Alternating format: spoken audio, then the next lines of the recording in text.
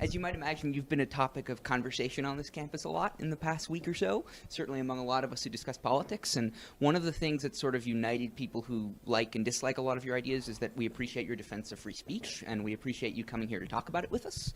But one of the things I thought was really interesting is Professor Van Dyke addressed the distinction between you and Jonathan Haidt. And you mentioned this as sort of a temperamental one.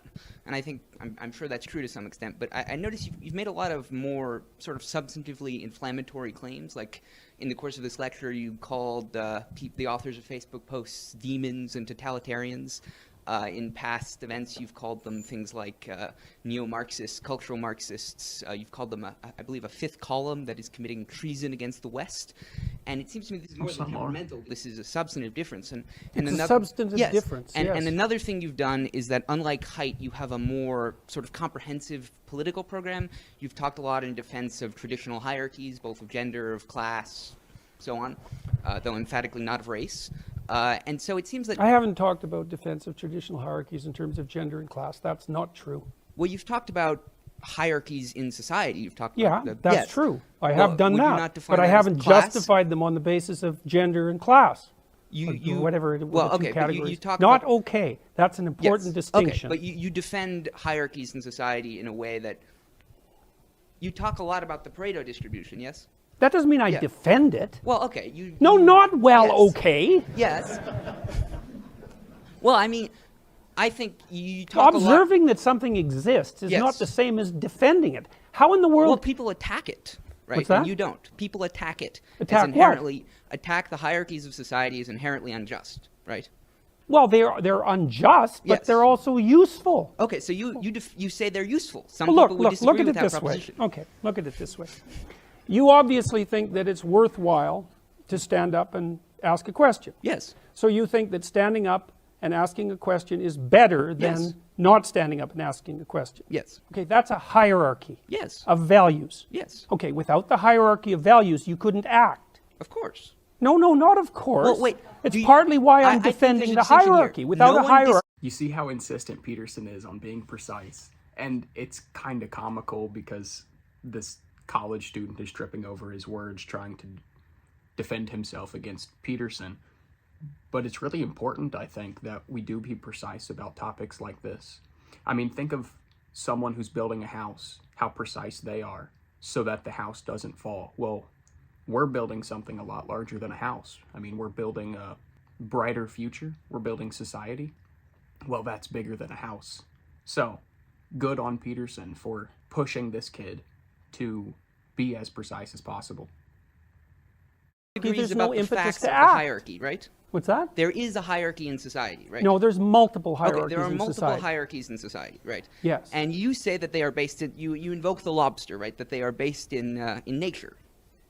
Yes. I said that they were inevitable. Yes, that they were inevitable. Some people disagree with that. That doesn't mean that they're good. But my point is that this is generally relevant to it. You have a broader point than free speech. This is one of the things you talk about, yes? Yes. Okay. Whereas I think there are some other activists who focus on more exclusively I'm not on an free activist. Speech. There are some other individuals who engage in public political speech. He looks so annoyed. Okay. Yeah. Who focus more exclusively on free speech, whereas you have other goals in mind. But one of the things that your more inflammatory language, and it's fair, it's a substantive disagreement, has done, I think, is it's politicized this free speech to an extent that someone like Haidt hasn't. I've noticed that when someone hears the term free speech now, they associate it with a specific set of thinkers, often as viewed as on the extreme right. And I think arguably that's the problem of all factions in society, because free speech should be a universal value. Polls certainly suggest that it's coming under increasing threat from both sides. But I suppose the heart of my question, in addition to, of course, these other observations, is that do you believe free speech is your primary end, or do you believe these other points you're making are important? Because I've heard you a bunch of times defend free speech sort of contextually, like you've complained about some of the laws in Canada that you dislike, that they institutionalize false facts into the law.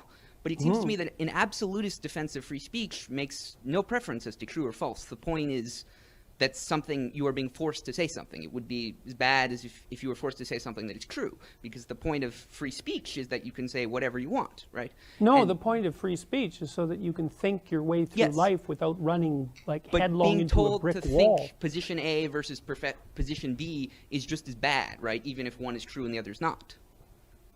Okay, well, there was a bunch of questions. Yes. Good job, by the way. Well, actually, wait, can I just ask one additional addendum? Which is...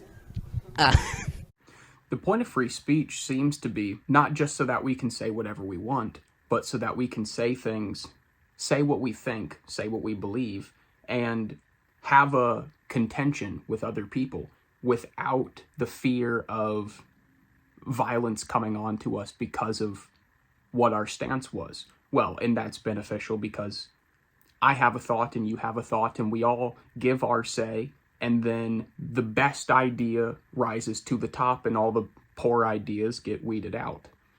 Well, so then, because everybody is giving their view, we then have the best chance at coming to the best solution to the problem. So then, in hopes, we can strive for the future in the most productive and efficient way possible.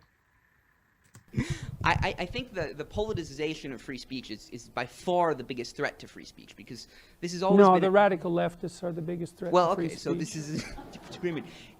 But I get your point. The professor alluded to in previous questions, the substantive threats to free speech in much of the world, in Europe certainly, I think in the United States as well, from the government have come from the radical right.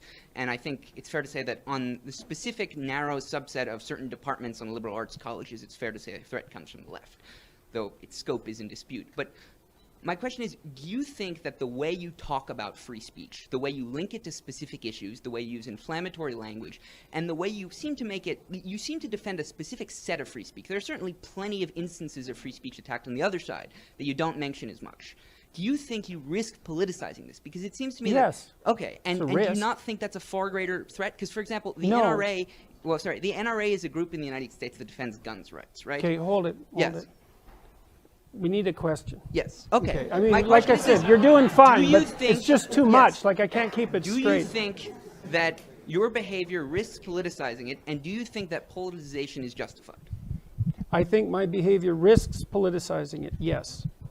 I would rather it not be politicized, and I'm doing what I can to manage that risk. However, it's become political in my country because the government implemented compelled speech legislation.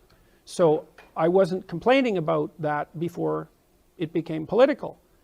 Now, there is a time, even when you're detached in some sense from the political realm, that you can't be detached anymore.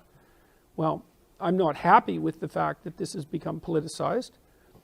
You could say that I haven't done a stellar job in ensuring in every possible manner that this has remained neutrally apolitical. Probably true, you know, but I'm not particularly unhappy with the way things have gone so far. So, and I'm not happy with the radical left. And so, if they're irritated at me, so much the better, as far as I'm concerned. So, have I conducted myself perfectly? It's like, undoubtedly no. So, I've got more than my fair share of faults, and a temper is one of them. But I'm muddling through. I commend this student, and Peterson did throughout the video, on his willingness to stand up and say something to someone as intelligent and knowledgeable as we know Peterson is. I think we find often, especially amongst college-age students, the tendency to just regurgitate what the masses are saying, or students don't say anything at all. And both, according to what free speech is meant for, doesn't utilize free speech efficiently or effectively. So good on this kid for standing up and speaking his mind. And I think it's awesome that Peterson gave him the chance to work through his thoughts and was patient with him, though he seemed frustrated. And this is, for the most part, what I think civil discourse should look like. But again, I don't have all the answers, and I'd love to hear your perspectives. So let me know what you're thinking down below, and I will see you in the comments.